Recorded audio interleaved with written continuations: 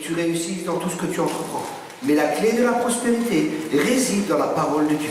La clé de la prospérité, une des clés de la prospérité, nous la trouvons dans Josué 1, verset 8. Que ce livre de la loi ne s'éloigne point de ta bouche. Médite-le jour et nuit afin de réussir dans tout ce que tu entreprends. De réussir dans tout ce que tu entreprends. Si Dieu demande à Josué de lire sa parole, de méditer sa parole, et que le succès sera que le résultat sera le succès et la réussite, c'est que Dieu veut que Josué réussisse, que Dieu ait du succès. Et la Bible dit que Dieu ne fait pas exception de personne. Ça veut dire que Dieu veut aussi que moi je prospère et que je réussisse dans tout ce que j'entreprends. Vous ne le croyez pas? Si vous ne le croyez pas, je vous rassure, ça ne vous arrivera pas. C'est que pour ceux qui croient. Amen. Si tu ne crois pas, ça ne t'arrivera pas. Tu alignes ta volonté avec celle de Dieu. Il faut que tu alignes tes pensées avec celle de Dieu. Et quand tes pensées sont alignées avec celle de Dieu, quand ta volonté est en accord avec la volonté de Dieu, ça libère la puissance de Dieu. La prospérité est contenue dans la parole de Dieu. En mangeant ce livre de la loi, qui ne quitte point tes yeux, ne quitte pas ta bouche, quand tu le médites, quand tu médites la parole de Dieu, ça va changer ta mentalité. C'est une semence. Et chaque semence contient ce qu'elle promet. Par exemple, la promesse de la parole de Dieu, une semence pour la guérison, par exemple. Je suis l'Éternel qui te guérit. Dans cette semence, il y a la guérison. Dans sa parole, il y a la guérison. Vous comprenez? Chaque semence renferme un potentiel. Et les potentiels de la promesse de Dieu, c'est d'accomplir, qui sont dans la parole, c'est accomplir ce que cette promesse dit. Le potentiel pour pouvoir accomplir ce que cette promesse te promet est dans la parole de Dieu. C'est pour ça que Dieu veut qu'on prenne sa parole, qu'on mange sa parole, qu'on médite sa parole, que ce livre de la loi ne s'éloigne point de ta bouche. Médite-le jour et nuit afin de réussir dans tout ce que tu entreprends. Dieu veut que tu réussisses dans tout ce que tu entreprends. Amen. Dieu est bon, Dieu est ton Père, ne vous y trompez pas. La Bible dit ne vous y trompez pas, ça veut dire qu'on peut se tromper. Ne vous y trompez pas, tout don excellent et toute grâce viennent du Père des Lumières chez lequel il n'y a aucune ombre de variation. S'il dit ne vous y trompez pas, c'est qu'on peut être trompé et c'est qu'on peut se tromper. Mais ne nous trompons pas sur la nature de Dieu qui est bon. Alléluia, Dieu est un bon Père. Amen, Dieu est réellement bon. Nous avons vu ça dans Luc 15, Dieu est bon. Il a donné un veau gras. Je reviens un peu là-dessus, avant d'aller plus loin. Je reviens un peu sur cela, parce que ça c'est important. C'est vraiment important qu'on parle de ça encore. Luc 15. On a vu maintenant ce que le Père a fait. Maintenant nous allons voir. J'avais pas fini. Je reviens, je laisse un peu ce que j'avais prévu de côté. On va aller là-dedans parce que je sens que c'est important. Alors le fils, il avait péché, je rappelle, un des fils a péché, il est parti, il a vécu dans la débauche, il revient à la maison, le père, rempli de compassion, le prend dans ses bras, il le revêt de l'autorité, il lui donne, il y a une alliance qui est faite, il lui donne des chaussures, il le revêt de la gloire, il n'y a plus de honte, il n'y a plus rien. Dieu lui redonne tout ce que l'homme avait perdu avant la chute. Ok? Dieu redonne tout cela à ce fils. Et cette histoire, c'est nous. On peut se comparer à cela. Ensuite, il dit, amenez le veau gras et tuez-le, mangeons et réjouissons-nous. Alléluia. Car mon fils que voici était mort, il est revenu à la vie. Il était perdu et il est retrouvé et ils commencèrent à se réjouir. Un des signes d'une église en bonne santé, c'est une église qui est pleine de joie. S'il n'y a pas de joie dans l'église, franchement, je n'ai pas envie d'y aller. La joie de l'Éternel, c'est ta force. Si tu n'as pas de joie, tu n'as pas de force. La joie, c'est le thermomètre du chrétien. Pas de joie, pas de force. Or, le fils elle était dans les champs. Lorsqu'il revint et s'approcha de la maison, il entendit la musique et les danses. Le fils aîné était dans les champs, ça veut dire qu'il travaillait, et lorsqu'il revint et s'approche de la maison, il entend la musique et les danses. Waouh, la musique et les danses. Dans l'église, de la musique et des danses. Ça doit venir du diable. Dans l'église, on ne peut pas avoir de musique. Dans l'église, on ne peut pas danser. C'est peut-être ta religion qui dit ça, mais c'est pas ce que la Bible dit. Il y a de la musique et des danses. Amen. Dieu est le créateur des arts. Les arts appartiennent à Dieu. Mais le diable a volé ça, il a perverti cela, il a contrefait cela, mais nous, en tant que chrétiens, on doit regagner les terrains que nous avons permis au diable de nous voler. Amen. Vous savez, c'est pas nous qui devons imiter le monde, mais des fois ça m'énerve. Je vous dis sincèrement, des fois ça m'énerve. Vous savez, le rap, là, le rap. Le gars, le premier qui a eu le rap, à ce qui paraît, le gars c'est un chrétien, et il a présenté ça à l'église. L'église a dit, on n'en veut pas. Ce n'est pas quelque chose de nouveau, on ne connaît pas ça, c'est pas bon. Vous savez ce qui s'est passé? Maintenant, tous les jeunes dans le monde. Alors que normalement, c'était une révélation que Dieu avait donnée à un homme pour l'église de Jésus-Christ, pour les jeunes amènent d'autres jeunes, et ainsi de suite. Et c'est parti où? C'est parti dans le monde. À cause de quoi? À cause de la religion. Vous comprenez comment c'est terrible? Et nous, en tant que chrétiens, on devrait être à la pointe de la musique. On devrait être à la pointe des danses. C'est nous qui devons influencer le monde. C'est pas le monde qui doit nous influencer. Parce que nous sommes la tête et non la queue. Alléluia. Amen. Vous savez, partout, écoutez bien, partout où l'évangile de Jésus-Christ a été prêché, partout où l'évangile, le message que je vais prêcher, ce message de la justice, partout où ce message a été prêché, le monde a été changé.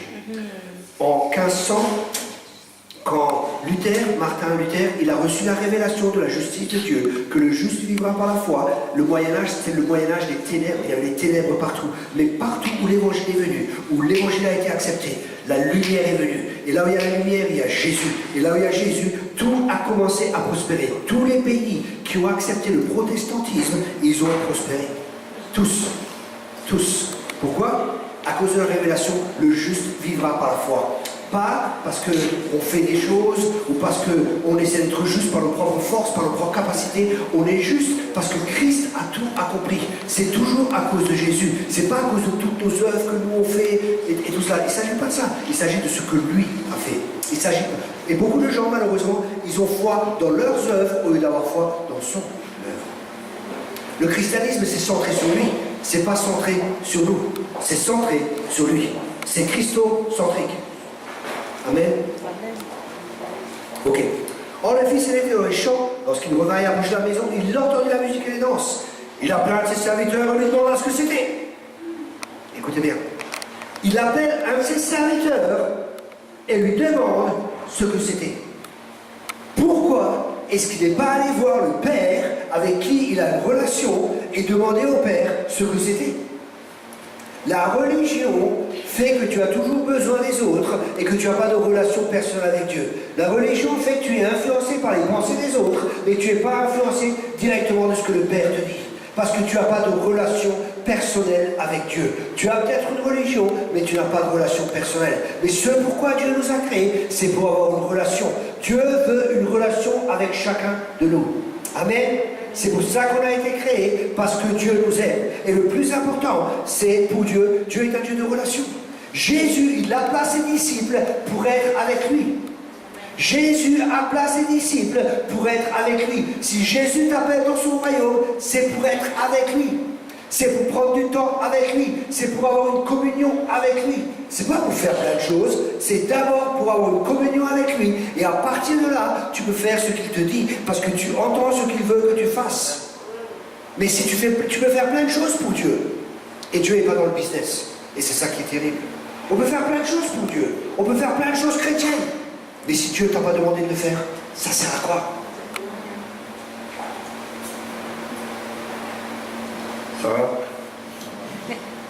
Ça sert à quoi de faire plein de choses que Dieu ne nous a jamais demandé de faire?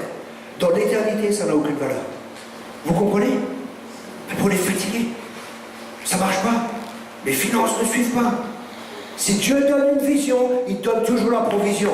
Amen. Amen. Si Dieu te donne une vision, il te donne toujours la provision. Si Dieu me demande de faire quelque chose, vous savez, je ne demande pas à Dieu, Seigneur, bénis nos finances, ceci, cela, je ne prie même pas pour ça. Parce que je sais que ce que je fais, c'est Dieu qui me demande de le faire. Et si Dieu me demande de le faire, il va pouvoir. Les gens, ils prient, Seigneur, bénis ceci, bénis cela. Ils veulent toujours que Dieu bénisse leur propre projet à eux. Dieu ne bénira pas ce qu'il ne te demande pas de faire. Dieu ne va pas bénir tes projets à toi. Dieu va bénir ses projets. C'est pour ça qu'il est important que nous entrions dans les œuvres qu'il a préparées d'avance. Et quand on rentre dans les œuvres qu'il a préparées d'avance, c'est là qu'on rentre dans le repos, c'est là qu'on est cool, c'est là qu'on est détendu, c'est là qu'on sait que Dieu va pouvoir à tous nos besoins avec richesse et gloire, qu'on n'a pas à s'inquiéter.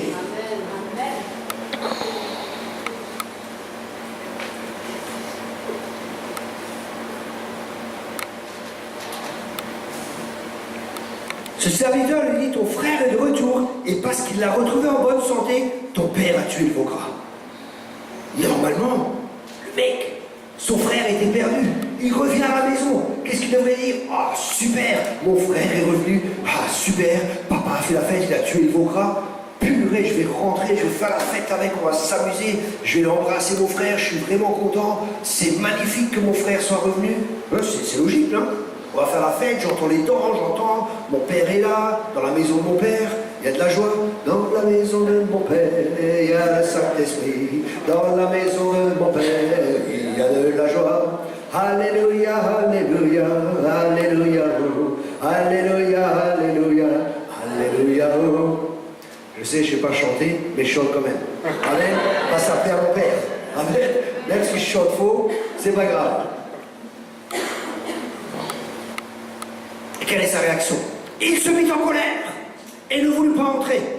Il ne veut pas rentrer. Il ne veut pas rentrer dans la maison du Père. Il ne veut pas rentrer dans la maison du Père. Son père sortit et pria à l'entrée. Mais il répondit à son père, voici, il y a tant d'années que je te sers, sans avoir jamais transgressé tes ordres, et jamais tu m'as donné un chevreau pour que je me réjouisse avec mes amis. Écoutez bien. Voici, il y a tant d'années que je te sers, sans avoir jamais transgressé tes ordres. Propre justice. Je t'ai servi tant d'années. Je t'ai servi tant d'années et j'ai jamais transgressé tes ordres. Je suis juste moi, Dieu. C'est pas comme l'autre là-bas. Moi, je fais tout ce qui est juste. Vous savez quoi? C'est un aveuglement spirituel. C'est de l'orgueil spirituel. Tu peux pas accomplir les commandements de Dieu. C'est impossible. C'est pour ça que Dieu les a donnés. Dieu a donné ses commandements pour que tu ne puisses pas les accomplir. Écoute bien maintenant pourquoi. La Bible a dit que la loi est un précepteur pour nous conduire à Christ. L'autre traduction dit que la loi c'est un tuteur pour nous conduire à Christ. Et dans ce contexte, un tuteur, dans une famille juive, à l'époque, c'était quoi? Un tuteur, c'était une personne qui avait un bâton et qui amenait les enfants à l'école. Et quand les enfants ils allaient un peu à côté du chemin, il les ramenait sur le chemin avec le bâton, de cette manière. Mais le vrai enseignant, c'est celui qui est dans l'école, c'est pas le tuteur. Le vrai enseignant, c'est Christ. C'est pas la loi. Vous comprenez? C'est Christ, le vrai enseignant. C'est pas la loi. Et le but de la loi, c'est de te conduire à Christ. C'est pour ça que la Bible dit que la loi nous a été donnée pour nous conduire à Christ. Pourquoi? La loi, c'est un précepteur pour nous conduire à Christ. Pourquoi? Parce que la loi a été donnée pour nous montrer le standard de Dieu. Et quand on voit le standard de Dieu et qu'on essaie de l'accomplir, on se dit, j'y arrive pas, Léolette. Tu n'arrives pas à accomplir la loi. Moi, si j'y arrive. Ok, tu veux que je te dise les 10 commandements? Et déjà, c'est grillé. Parce qu'il faut que tu accomplisses tous les commandements sans pécher une seule fois contre un seul pour accomplir la loi. Tous les commandements, tout le temps. Que tu les accomplisses. Tous les commandements, tout le temps. Jacques 2, verset 10. Si vous péchez contre un seul commandement, vous avez péché contre tous. Donc si tu as menti une fois, tu es à côté de la plaque. Juste mentir une fois. Un petit mensonge. Non, à côté, c'est à côté. Pécher, c'est manquer la cible. À côté, c'est à côté. Que tu sois 1 kilomètre à côté ou 10 cm à côté, c'est à côté. Oui, mais tu sais, moi je suis pas si mauvais. Bon, on a un peu les impôts, mais bon, j'ai tué personne. J'ai pas fait ceci, j'ai pas fait ça. À côté, c'est à côté. La loi, c'est la loi. Ok? Il faut l'accomplir à 100%. Et quand tu te rends compte que tu n'arrives pas à accomplir la loi, tu te dis, ben, c'est fini, je suis grillé. J'arrive pas par mes propres forces, j'arrive pas par mes propres capacités à accomplir ce que Dieu me demande. Ça signifie que j'ai besoin d'un sauveur. Et c'est pour ça que la loi est un précepteur pour nous conduire à Christ. Parce qu'on reconnaît que par nous-mêmes on n'y arrive pas et que la loi nous a été donnée pour nous conduire à lui. La loi est là pour nous montrer que nous avons besoin d'un sauveur. Vous saisissez? C'est le but de la loi, ou c'est un des buts de la loi. Et là, il dit, mais il répondit à son père, voici tant d'années que je te sers, sans avoir jamais transgressé ses ordres. Et jamais tu m'as donné un chevreau pour que je me réjouisse avec mes amis. Écoutez bien. Ça, c'est typique de l'esprit religieux. J'ai fait tout bien. C'est la religiosité, c'est vouloir être juste par ses propres forces, par ses propres capacités. C'est vouloir accomplir ce que nous ne pouvons pas accomplir, ce que seul Christ peut accomplir. C'est se baser sur la chair au lieu de se baser sur Jésus. Et là, qu'est-ce qu'il dit? Tu ne m'as pas donné un petit sevron. L'esprit religieux, c'est toujours petit. C'est toujours un petit. Tu ne m'as même pas donné un petit sevron. Mais le Père, il ne veut pas te donner un chevreau, il veut te donner un veau gras. Amen. Il ne veut pas te donner un petit chevreau. Ton Père, c'est pas un radin. Alléluia. Il est le Dieu de l'abondance. Et il veut te donner au-delà de ce que tu peux penser, au-delà de ce que tu peux espérer. Il veut tuer le veau gras pour toi, pour que tu te réjouisses. Amen. Un verset au début de ma conversion qui m'a beaucoup aidé, c'est si Dieu, qui n'a pas épargné son propre fils, ne donnera-t-il pas toutes choses par-dessus? Imagine-toi, il a donné ce qu'il a de plus cher, son propre fils. Tu ne crois pas qu'il va te donner les milliers ou les millions d'euros dont tu as besoin? S'il te donne ce qu'il a de plus cher, son propre fils, tu crois qu'il ne va pas te donner le reste? Réfléchissez un peu. C'est aussi simple que ça. Dieu va nous donner. Amen. Ça va?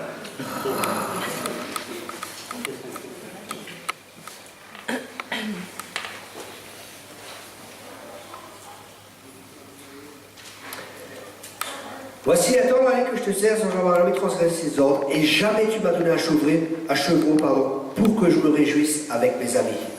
Pas pour que je me réjouisse avec mon père, pour que je me réjouisse avec toi, pour que je me réjouisse avec mes frères, mais que je me réjouisse avec les gens du monde. La religiosité fait que tu auras toujours un peu un attrait envers le monde. Vous savez où je rencontre le plus de péchés, le plus de problèmes? C'est pas dans les églises où on prêche la grâce. C'est dans les églises de la religiosité. C'est là qu'il y a le plus de péchés, c'est là qu'il y a le plus d'adultère, c'est là qu'il y a le plus de problèmes. J'ai un ami, ça fait 15 ans je crois qu'il est à l'église, et c'est une église assez importante, 200, 300 personnes je crois. Il m'a dit en toutes ces années, il n'y a jamais eu un seul adultère chez nous dans l'église. Jamais. En 15 ans. Il y a 200 ou 300 personnes. Il y a du monde qui passe chez lui. Je vous garantis. Il n'y a jamais eu un adultère. Il prêche la grâce. Amen. Comprendre la grâce. Guérit et transforme les vies. Prêcher la loi fait que les gens vivront sous la loi. Et vivre sous la loi fait qu'on va porter des masques parce qu'on veut faire croire aux autres qu'on y arrive alors qu'on n'y arrive pas. Vous comprenez? Ça, c'est le problème de la religion. Et quand ton fils est arrivé, un autre problème. Celui qui a mangé ton bien avec tes prostituées, c'est pour lui que tu as tué le veau gras. L'autre problème, c'est que la religiosité fait qu'on accusera les autres. Le diable aura un droit dans notre vie et on fera le travail du diable qui est l'accusateur des frères et on s'unira avec lui et on commencera à accuser les autres. Et on dira en fin de compte, Dieu, pourquoi est-ce que celui-là est béni? Parce que c'est ma grâce. Et Dieu est Dieu. Et il fait ce qu'il veut. Parce que celui qui vit sous l'esprit religieux, il veut faire par ses propres forces, il veut faire par ses propres capacités, et il croit qu'il va y arriver. C'est l'orgueil qui est là. L'orgueil est une porte pour l'esprit religieux. La deuxième porte, il y a deux portes pour l'esprit religieux, c'est l'orgueil et la peur. La peur de ne pas faire assez, la peur de ne pas réussir, la peur de ne pas être aimé. Et après, l'orgueil de croire qu'on y arrive, qu'on arrive à accomplir la loi. Et c'est exactement ce qui est décrit ici. Il croyait qu'il arrivait. Il dit, il y a tant d'années que je te sers sans avoir jamais transgressé ses ordres, l'orgueil qui rend aveugle. Parce qu'il croit qu'il arrive à accomplir ce qu'on n'arrive pas à accomplir. C'est pour ça que Dieu a envoyé son Fils, pour qu'il puisse faire ce que nous ne pouvions pas faire.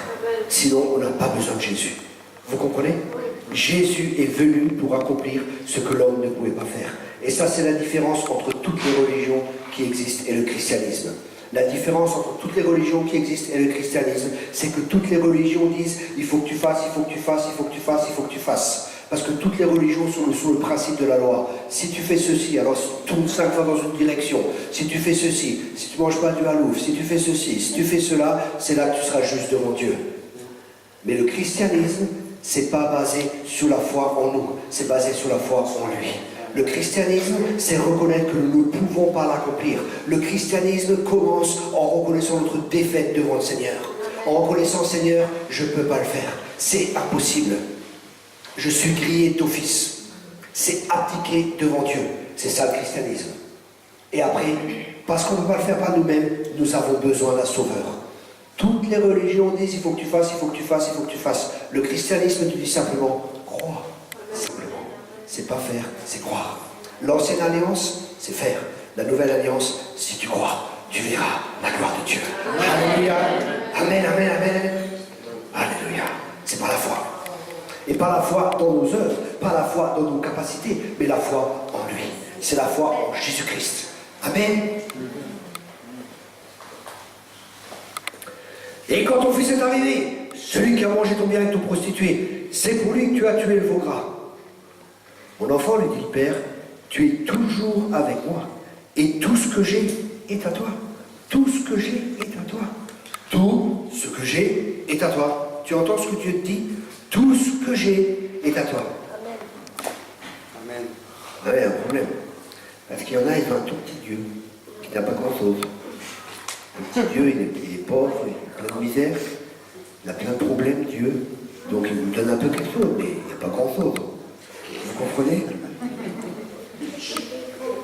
Un jour, je discutais avec une personne comme ça. J'ai dit, vous pouvez prier et donner vos problèmes à Dieu. Et vous savez, la religiosité, c'est tellement subtil, c'est tellement fin. Oui, mais vous savez, il y a tellement de problèmes sur le monde. Il y a des gens qui ont beaucoup plus de problèmes que moi, que Dieu ne va pas s'occuper de moi. Que je ne vais pas prier parce que Dieu ne va pas s'occuper de moi. Parce qu'il y a tellement de problèmes. Vous savez, ça peut paraître spirituel, hein. Oh, la personne, elle renonce à elle-même.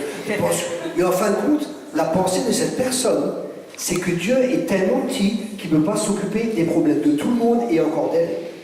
Ça, c'est le vrai problème. Vous comprenez? C'est une fausse conception de Dieu. C'est une fausse image de Dieu. Mais Dieu est grand. Écoute, Dieu t'aime tellement qu'il connaît même le nombre de cheveux que tu as sur la tête. Je sais que pour certains, c'est plus facile. Dieu nous aime tellement qu'il connaît même le nombre de cheveux. J'ai une question. Est-ce que tu sais combien de cheveux tu as sur la tête? Non. Tu ne sais pas? Dieu le sait. C'est la preuve qu'il t'aime encore plus que tu t'aimes toi-même. Si tu savais combien Dieu t'aime, ça changerait réellement ta vie. Beaucoup de gens ne comprennent pas l'amour de Dieu. Et je parle de chrétiens, hein. Je ne parle pas des gens du monde. Mais quand on commence à comprendre l'amour de Dieu, c'est là qu'on est enraciné dans la profondeur, dans la largeur de l'amour de Dieu. C'est là qu'on vit dans une autre dimension. C'est là que la crainte est bannie. Parce que l'amour parfait bannit la crainte. La crainte, à l'inverse, bannit l'amour. Et Dieu nous appelle à marcher dans l'amour. Le christianisme, la marque du christianisme, le tampon du christianisme, c'est l'amour. Amen. Parce que Dieu est amour et nous sommes appelés à être à son image. Amen. Amen. Mon enfant, lui dit le Père, tu es toujours avec moi et tout ce que j'ai est à toi, mais il fallait bien s'égayer et se réjouir parce que ton frère que voici était mort et qu'il est revenu à la vie parce qu'il était perdu et qu'il est retrouvé. Alléluia. J'ai une question à vous poser. Quel est le frère qui est juste de tous ses frères? Quel est celui qui est juste? À votre avis? Quel est le frère qui est juste? Le frère qui est juste, c'est celui qui raconte l'histoire. Yes. C'est Jésus. C'est le seul. Ah, c'est des révélations. Je peux prêcher sur ce texte pendant des heures. Il y a tellement de choses là-dedans. Le frère qui est juste, c'est celui qui raconte l'histoire. C'est Jésus. Les deux autres, ils sont tombés du cheval. Il y a deux manières de tomber du cheval. Une manière de tomber du cheval, c'est avec le péché. L'autre manière de tomber du cheval, c'est par la propre justice. Le seul moyen de rester sur le cheval, c'est d'être comme Jésus. C'est d'être en Christ. Et Christ en nous, l'espérance de la gloire. Amen. Amen. Tout est pour lui, tout est fait par lui. Et c'est par lui que nous avons le mouvement et l'être. Tout repose sur Jésus. C'est pour ça que nous ne voulons rien connaître d'autre que Christ et Christ crucifié. Amen. C'est pour ça que je n'ai pas Christ devant vous. C'est l'apôtre Paul. On n'a pas besoin de religion, on a besoin de Christ. Amen. Et quand on comprend l'évangile, là, ça change nos vies complètement. Parce qu'il y a quelque chose qui doit être détruit en nous. Cette propre justice, cet ego qui veut toujours être là, soit crucifié, ces choses-là. Et ce message de l'épître des Romains, l'épître de la justice, c'est l'épée qui va tuer notre ego, qui qui va tuer notre moi. Parce que ce n'est pas notre propre justice, c'est la justice de Dieu. Ça va nous faire comprendre qu'on ne peut pas le faire par nous-mêmes. Ça va nous faire comprendre qu'on dépend de lui. Le christianisme, c'est dépendre de Dieu. Le problème, Adam et Ève ne voulaient plus dépendre de Dieu. Vous serez comme des dieux. On n'a pas besoin de Dieu. On a mangé de l'arbre de la connaissance, on sait ce qui est bien et on sait ce qui est mal. Voilà le problème. Aujourd'hui, on veut marier les homosexuels. Parce que s'ils s'aiment, où est le problème? Et je leur dis aux gens, mais le problème, c'est que vous croyez savoir. Où ça va s'arrêter après? Oui, mais s'ils s'aiment, alors un homme qui va aimer un petit enfant de 6-7 ans, où est le problème? C'est pareil, c'est de l'amour aussi, il faut le tolérer aussi alors. Où sont les limites? Où sont les limites? Le problème des gens, c'est qu'ils n'ont pas de repères, parce qu'ils ne connaissent pas le Père. Amen. Quand on connaît le Père, il nous donne des repères, et ces repères, c'est sa parole. Amen. Amen. Ça, c'est l'humanisme. L'humanisme, c'est l'homme qui est le centre, c'est l'homme qui sait, c'est l'homme qui décide de tout. C'est l'homme, c'est basé sur l'homme. Le christianisme, c'est basé sur Christ. Derek Prince a dit que l'humanisme, c'est la voie pour préparer le chemin de l'Antéchrist. Et c'est vrai, c'est l'humanisme. L'homme est le centre. L'homme décide, je sais ce qui est bien, je sais ce qui est faux, je n'ai pas besoin de Dieu. C'est mes pensées, c'est mes idées qui sont prédominantes. Chacun fait ce qu'il veut, chacun fait comme il veut. Ce qui était bon il y a 20 ans n'est peut-être plus bon aujourd'hui. Parce que la vérité, ça peut changer, la vérité, c'est variable. Non, la vérité est une personne, et elle s'appelle Jésus-Christ. Elle est même hier, aujourd'hui et pour l'éternité. Amen. Ok. Ensuite, nous allons voir, comme j'ai dit, on va passer à une autre étape, à un autre message, mais qui est la continuité. Ce que Dieu voulait que l'homme, pourquoi Dieu a créé l'homme? Le mandat que nous avons. À travers la vie divine qui est en nous, dans notre esprit, l'homme avait une autorité spirituelle. Et à travers son corps physique, il avait une autorité physique pour pouvoir agir sur cette terre. L'homme a reçu de Dieu le mandat de régner. Il a reçu le mandat de régner et il a reçu un domaine où il devait régner. Rappelez-vous, je te donne la terre, tu règnes, tu diriges, et ainsi de suite. Dieu avait donné à l'homme la terre, ça c'est la sphère d'autorité, c'est la sphère que Dieu avait donnée à l'homme, et pour régner, d'être responsable. Avoir autorité signifie être responsable. Beaucoup de gens veulent l'autorité, mais ils ne veulent pas prendre la responsabilité. L'autorité est toujours liée à la responsabilité. Il n'y a pas d'autorité sans responsabilité. Et il n'y a pas d'autorité sans amour. Ok. On va continuer. Alléluia. Maintenant, dans le psaume 115. Ça va, vous suivez? Ça vous aide? C'est le but. On passe à l'étape au-dessus. On met la deuxième, on était en première. Jusqu'à ce soir, on sera en cinquième. Et dimanche, ne mettez pas la marche arrière. Avec Dieu, c'est toujours en avant. Amen. En avant. Psaume 115, versets 15 à 16. Soyez bénis par l'Éternel qui a fait les cieux et la terre. Les cieux sont les cieux de l'Éternel, mais il a donné la terre, mais il a donné la terre au Fils de l'homme. Amen. Amen. La terre a été donnée à qui? Aux hommes. C'est-à-dire à toi et à moi. Et nous voyons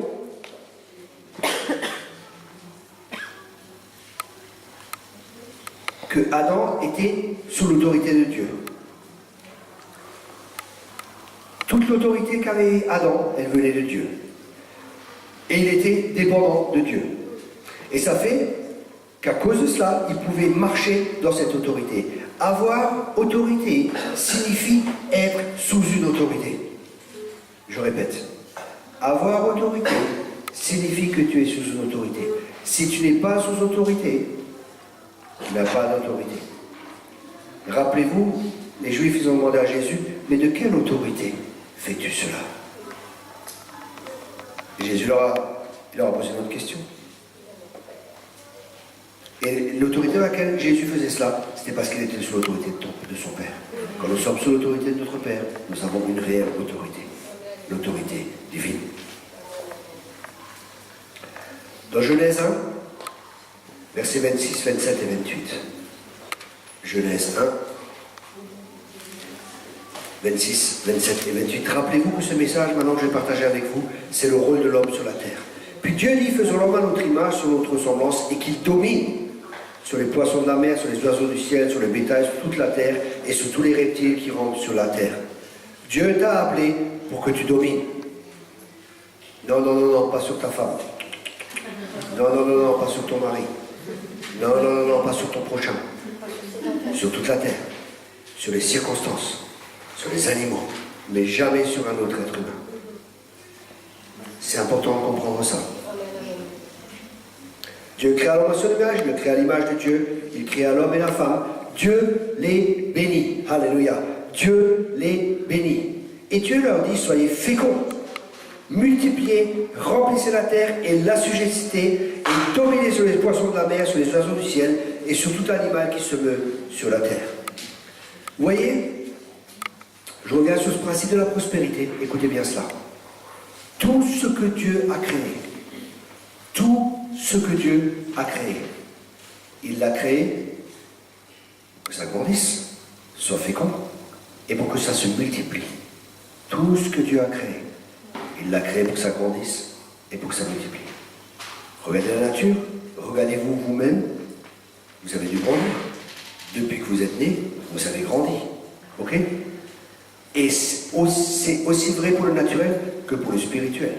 Si vous ne grandissez pas spirituellement, si vous ne grandissez pas dans la connaissance de Dieu, dans la connaissance de Christ, il y a un problème. Alors, aussi bien dans le naturel nous grandissons, aussi bien nous devons grandir spirituellement. Et je rencontre des gens, il y a des fois je rencontre des gens que j'ai rencontrés il y a 15 ans, et quand je les vois aujourd'hui, c'est toujours encore les mêmes personnes, ils n'ont pas grandi spirituellement. Ils ont plein d'excuses pour dire pourquoi ils n'ont pas grandi. Mais c'est inacceptable. Parce que tout ce que Dieu a créé, il l'a créé pour que ça grandisse et pour que ça multiplie. Si tu ne grandis pas, si tu ne multiplies pas, il y a un problème. Et le problème, c'est pas Dieu, le problème, c'est pas ta grand-mère, le problème, c'est pas ton grand-père, le problème, c'est toi. Remets-toi en question. Se remettre en question, c'est positif. Parce que beaucoup de gens, avec cette mentalité de victime, ils disent toujours que c'est la faute des autres. Ça signifie qu'ils ne peuvent pas prendre leur vie en main pour changer quelque chose, parce qu'ils ne sont pas responsables, ils ne prennent pas de responsabilité. Mais l'autorité, elle est donnée, premièrement, pour que tu aies autorité pour ta propre vie, et que tu prennes la responsabilité pour ta vie. Vous suivez jusqu'à là? Mais avec une mentalité de victime, tu diras toujours c'est la faute des autres. Comme Adam, Dieu, c'est la faute à la femme que tu m'as donnée. En fin de compte, Adam dit, Dieu, si tu n'avais pas fait l'erreur de me donner cette femme, j'aurais pas tous ces problèmes. Il se dégage de la responsabilité. Et ça, c'est le fruit du péché. Mais en devenant chrétien, Dieu veut qu'on soit des chrétiens responsables. Nous sommes les architectes de notre vie. Amen. Si nous comprenons cela, et que dans notre vie, ça ne va pas, nous comprenons que Dieu nous donne la capacité pour changer les choses. Parce que sinon, les victimes, Dieu fait quelque chose, pasteur fait quelque chose, toi fais quelque chose. Des fois, des gens viennent vers moi, ils me demandent, vous pouvez prier pour ça? Et je leur dis, mais vous croyez que Dieu va plus écouter mes prières que les vôtres? Vous voyez pourquoi les gens ils demandent des fois au pasteur de prier pour quelque chose, ou à l'homme de Dieu qui vient de passage pour prier pour quelque chose? Parce qu'ils ont une mauvaise conception. Ils pensent, oh, Dieu va m'écouter lui, mais moi, Dieu ne va pas m'écouter. Parce qu'ils n'ont pas compris la justice de Dieu et que la prière de juste est d'une grande efficacité. Alléluia. Amen. Il est important que nous comprenions notre identité. Le rôle des ministères, c'est pas de faire le travail. Le rôle des ministères, c'est de vous équiper pour que vous fassiez le travail. Ça, c'est le ministère. Le ministère est un père qui veut se reproduire. Le ministère est un père qui veut communiquer ce qu'il a pour que les autres fassent le travail. Vous voyez ça dans Éphésiens? Que les ministères sont là pour équiper les saints, pour qu'ils fassent l'œuvre du ministère. Les ministères ne sont pas là pour faire le travail. Un prophète ne vient pas dans une église pour vous donner des prophéties. Un prophète vient dans une église pour vous apprendre à entendre la voix de Dieu. Vous comprenez cela? C'est un changement qui est en train de se produire dans l'église. C'est en train de se faire. Parce que l'église finitive, c'est pas un ou deux bonhommes. L'église finitive, c'est le corps de Christ qui est en action. Alléluia. C'est le corps de Christ. Dans Joël, il y a un exemple de ça. Dans Joël 2, chacun connaît sa place. Et c'est comme une armée qui va. Et chacun connaît sa place. Amen. Alléluia. Dieu est en train de lever une armée. Amen. Il y a une armée qui se lève en France. Vous voulez en faire partie? Moi, oui. Yes. Amen. Et c'est une armée qui ira, ils auront un but, un objectif, ils iront ni à gauche ni à droite, parce qu'ils ont un but, et que celui qui fait la brèche marche devant eux, et son nom c'est Jésus, c'est lui qui suivent, et ils savent où ils vont. Amen. Alléluia. Et nous sommes une armée victorieuse, parce que le Dieu de victoire habite en moi. Amen, amen, amen. Nous n'acceptons pas la défaite.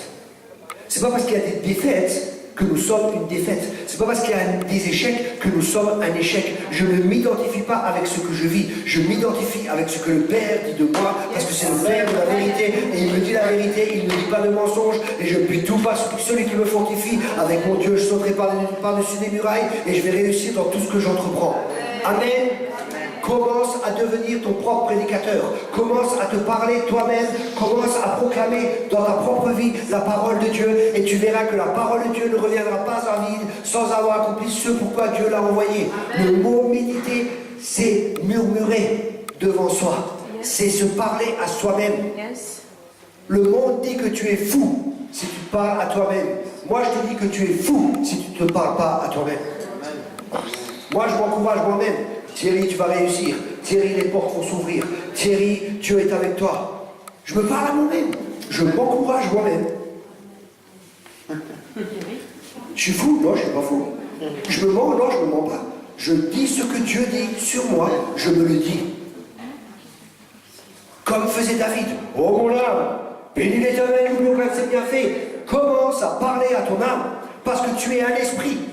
C'est ce que tu es. Et dans ton esprit vit l'esprit de Dieu. Et ton esprit doit diriger. Parce que tous ceux qui sont dirigés par l'esprit de Dieu sont fils de Dieu. Alors marche par l'esprit. Utilise ton esprit pour parler à ton âme. Ne sois pas dirigé par ton âme. Ton âme, oh, ça va mal. Le pasteur ne t'a pas fait de bisous ce matin. Il ne t'aime plus. Il aime plus les autres. Mais toi, non. Arrête de faire ton Calimero. Sors de ta coquille. Amen. Parle-toi toi-même, bénis-toi. Amen. Alléluia. Parle-toi à toi-même. Deviens ton propre prédicateur.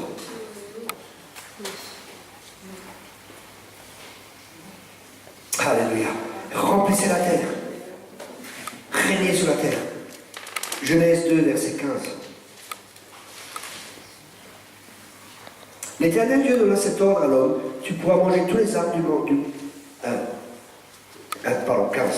L'Éternel Dieu prit l'homme et le plaça dans le jardin d'Éden pour le cultiver et pour le garder. Ici nous voyons, d'après ces deux textes, ce que Dieu nous demande et quel est le mandat que Dieu nous demande d'accomplir. Premièrement, de régner. Régner signifie dominer. Régner signifie commander. Régner signifie être en position d'autorité. Et c'est là que Dieu nous a placés.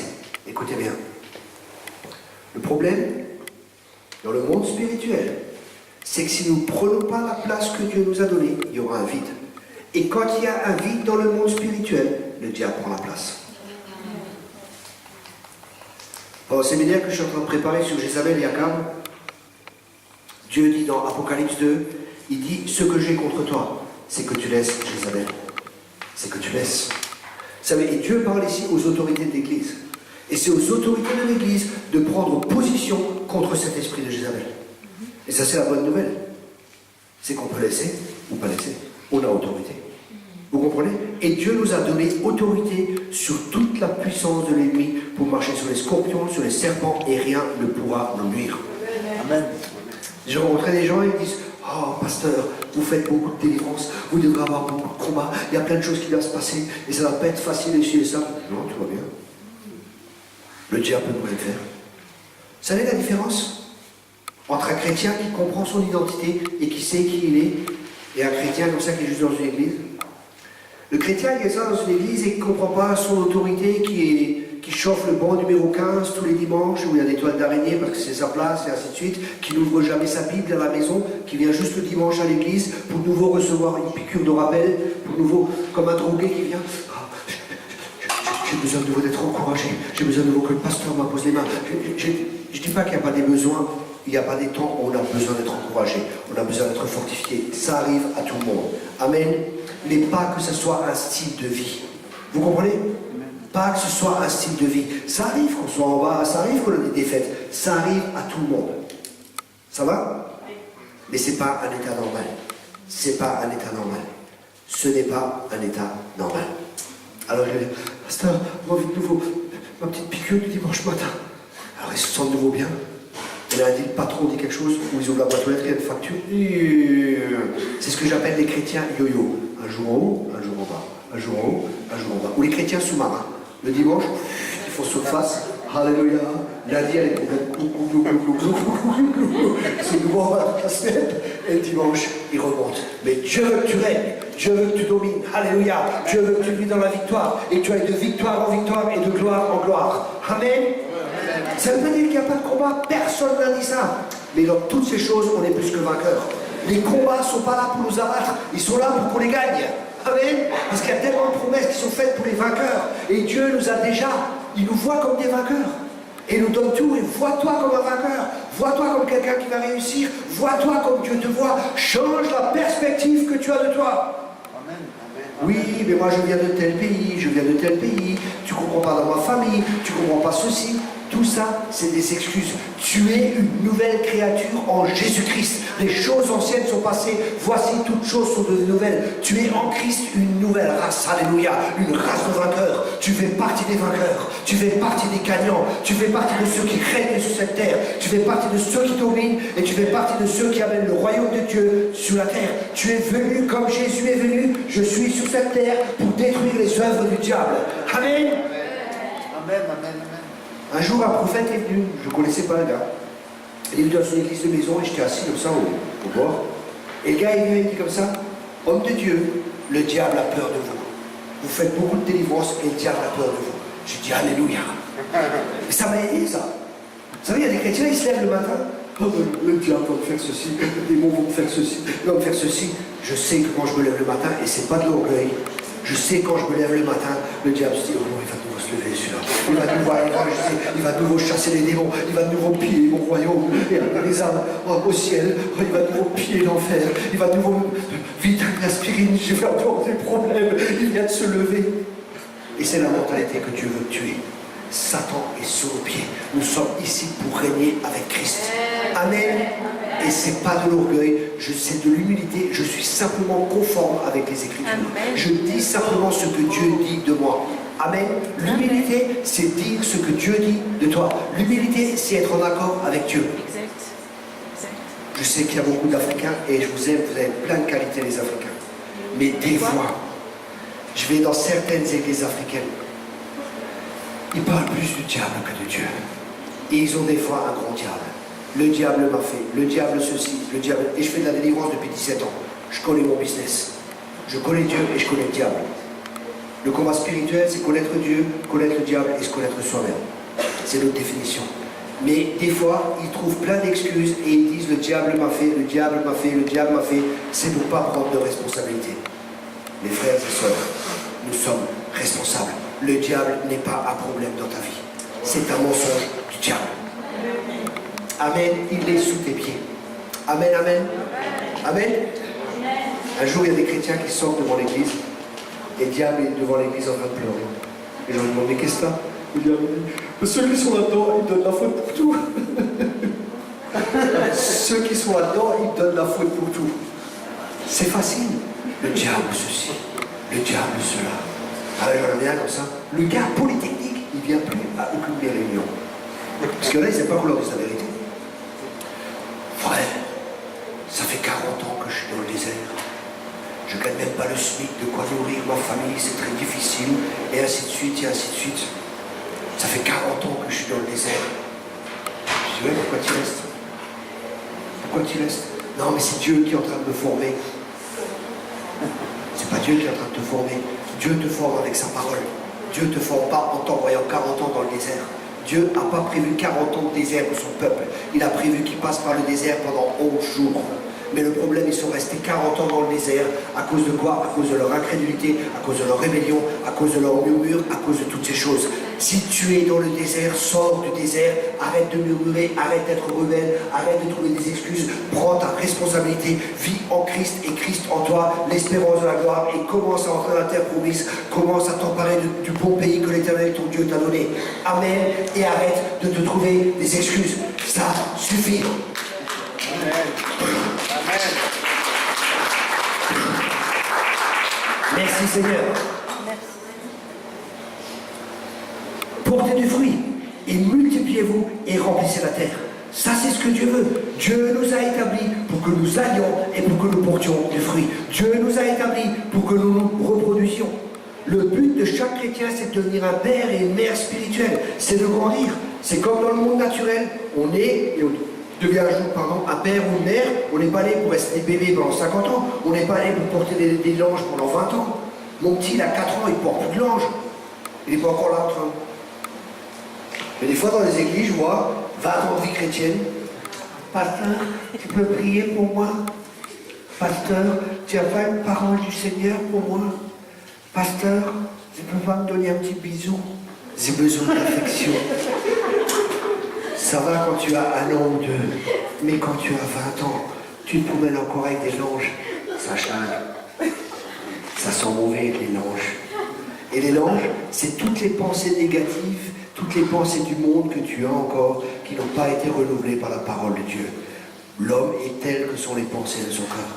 Et ils commencent toujours encore à être comme des bébés. Ils ont toujours encore besoin. Et c'est normal quand tu es un bébé que tu as besoin de papa et de maman. Mais à 20 ans, si tu es encore sur les genoux de ton papa et de ta maman, et que tu veux encore prendre le sein, il y a réellement un problème. Deviens mature. Par la parole de Dieu, par la nourriture solide qui va te faire grandir. Là, dans le monde naturel, on a besoin de se nourrir. Dans le monde spirituel, ton être spirituel a besoin de nourriture. Et ne soyez plus au lait comme ayant encore besoin de lait, mais prenez de la nourriture solide. Ce que j'enseigne tout ce week-end, c'est la nourriture solide, c'est la justice de Dieu. Amen. Après, il est dit de dominer, d'avoir le contrôle avec tout. Et il est dit que dans Genèse 1 au verset 28, Genèse 1 au verset 28,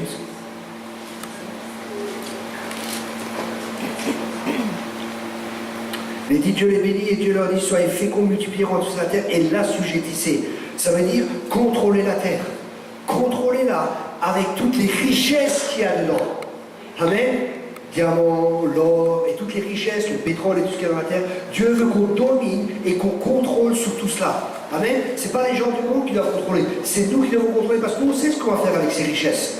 On va nourrir les orphelins, on va bénir les autres, on va créer des hôpitaux, on va faire plein de choses pour aider les gens. Vous comprenez? Ça, c'est le rôle des chrétiens. C'est pour ça que Dieu veut qu'on domine. Ensuite, il dit que nous devons, je regarde juste, dans Genèse 2, verset 15, ça c'est un autre rôle de l'homme. Le passage en jardin est pour le cultiver et pour le garder. Ça veut dire que Dieu nous donne un domaine d'autorité, il nous donne une influence quelque part. L'autorité, c'est avoir de l'influence. Et l'influence que nous devons amener, c'est l'influence du royaume de Dieu. C'est la volonté que ton règne vienne sur la terre comme au ciel. Ça, c'est notre rôle. D'amener la volonté de Dieu sur la terre, d'amener son règne sur cette terre, c'est-à-dire pour détruire les œuvres du diable, pour que son règne vienne. D'abord, nous devons détruire et après, nous devons établir. Nous devons détruire ce que le diable fait pour pouvoir établir ce que Dieu veut. Ça, c'est le rôle du ministère prophétique. Que Dieu ait dit dans Jérémie, je mets des paroles dans ta bouche pour que tu arraches, pour que tu détruises et pour que tu plantes. Amen. Souvent des prophètes viennent pour arracher les choses qui sont là, mais pour replanter des nouvelles choses. Ils ne viennent pas juste pour détruire, ils viennent pour détruire ce qui n'est pas de Dieu, pour pouvoir bâtir ce qui est de Dieu. Amen. C'est facile, vous savez, il y a des gens, ils se disent prophètes et ils disent toujours tout ce qui ne va pas. C'est bien, mais si tu n'as pas de solution, tais-toi.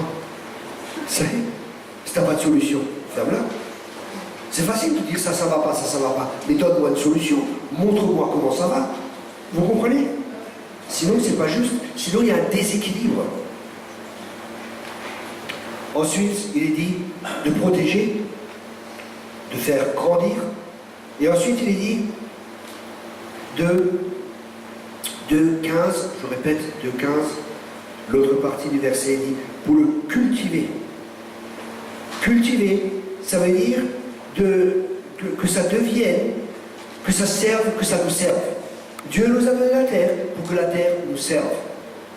Avec la nourriture et ainsi de suite, les richesses qui sont là, nous la cultivons, nous la gardons, nous la protégeons, nous faisons fructifier pour que ça nous serve à nous. Amen. En nourriture, en richesse et ainsi de suite.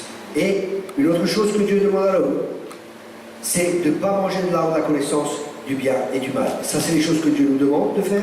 Et les choses que Dieu nous demande de ne pas faire, c'est de manger de l'arbre de la connaissance du bien et du mal. Et nous ne devons pas manger de la connaissance du bien et du mal. Je sais. Si ce que tu sais n'est pas en accord avec la parole de Dieu, si ce que nous savons n'est pas en accord avec la parole de Dieu, cette sagesse ne vient pas de Dieu, elle vient d'en bas, elle est démoniaque. Ne t'appuie pas sur ta propre raison, mais appuie-toi sur la parole du Seigneur.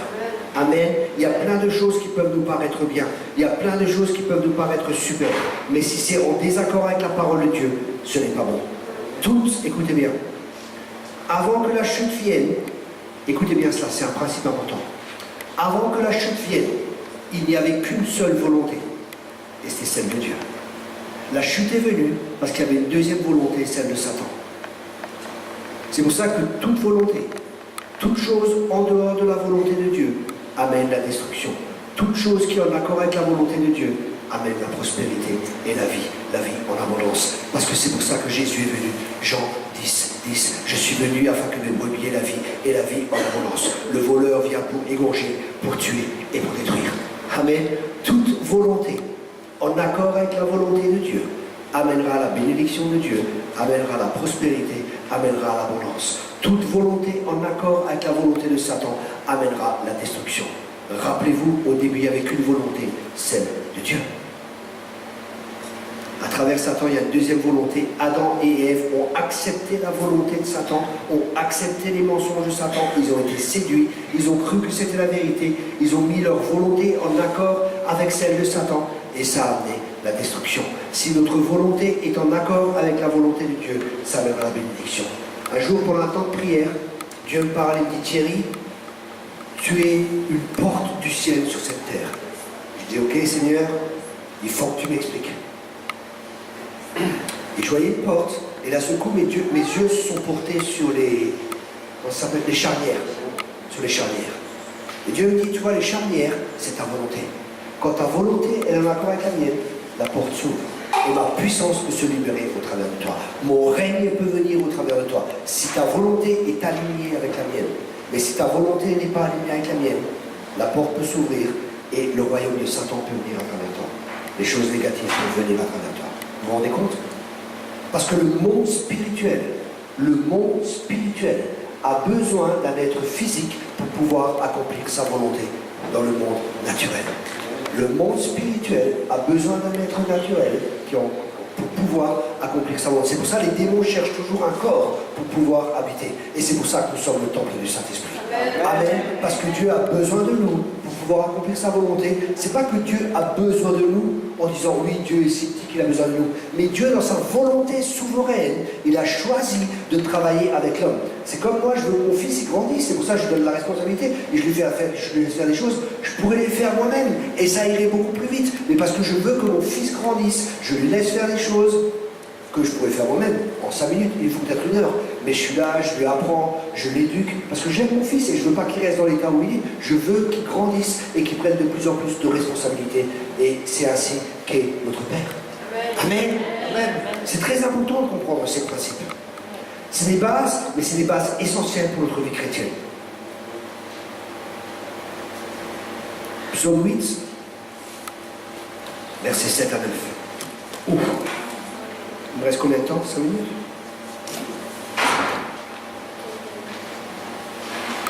C'est bon ça?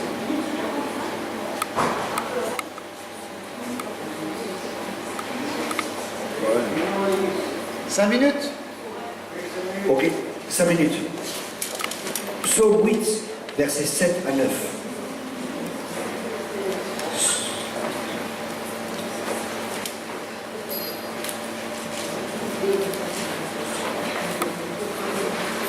Tu lui as donné la domination sur les œuvres de tes mains, tu as tout mis sous ses pieds, les brebis comme les bœufs et les animaux des champs. Alléluia, tu l'as fait de peu inférieur à Dieu et tu l'as couronné de gloire et de magnificence. Tu lui as donné la domination sur les œuvres de tes mains, tu as tout mis sous ses pieds. De qui est-il question ici? Il est question de toi. Moi, oui, il est question de toi. Dis à ton voisin, c'est pour toi.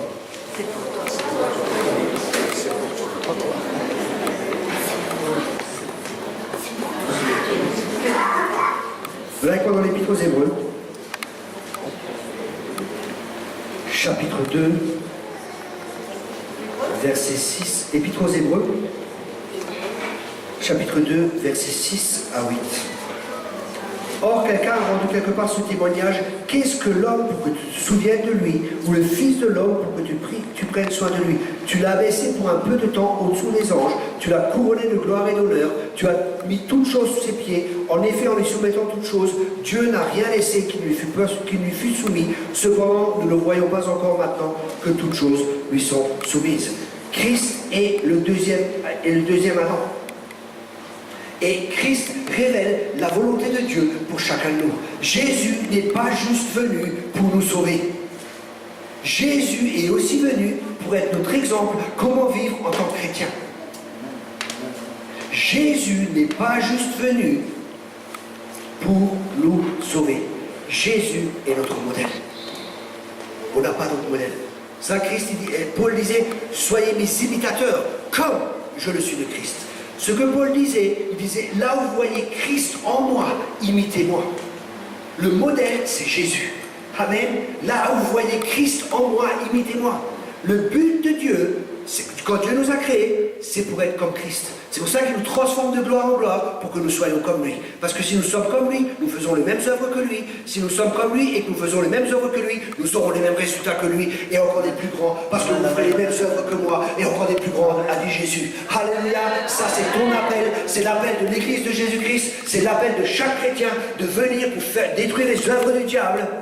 Amen. Pour que son royaume vienne sur la terre et que sa volonté se fasse sur la terre comme au ciel. C'est pour ça que nous décidons que Jésus-Christ est le Seigneur et que nous alignons notre volonté avec la sienne pour que sa volonté s'accomplisse sur la terre comme au ciel. Que les malades soient guéris, que les morts soient ressuscités, que ceux qui ont le cœur brisé soient restaurés, que les gens soient arrachés du royaume des ténèbres et qu'ils soient ramenés dans le royaume de son Fils glorieux. C'est ton rôle et mon rôle, c'est notre responsabilité. L'apôtre Paul disait dans Romains 1, je me dois. L'apôtre Paul était conscient de cette responsabilité. Il disait, je me dois, je suis responsable, j'ai une responsabilité, je me dois. Notre vie ne nous appartient plus, elle appartient à Christ. Et si Christ règne en nous, nous vivrons la même vie que Jésus. Amen.